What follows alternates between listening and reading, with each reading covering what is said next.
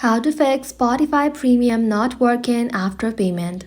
Hey everybody and welcome back to our channel. So let's get started without any further ado.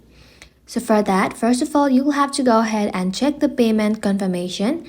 Ensure that your payment was successful by checking your email for confirmation from Spotify or your bank. Now the next step would be to open up Settings application in your mobile device.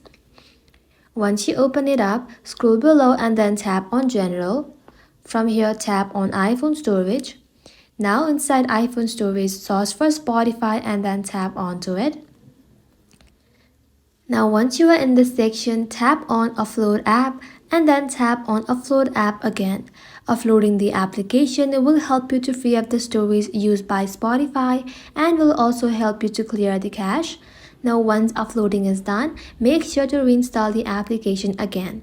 Now once it is done, simply head back to your home screen and then open App Store. Once you open it up, in the search bar, search for Spotify. And once you search for it, in the blue button, if it says update instead of open, simply tap on update and let your Spotify application update to its latest version. Now once it is updated, head back to your home screen and then see if the issue has been fixed or not. If not, long press Spotify, tap on remove app, tap on delete app, and then tap on delete again.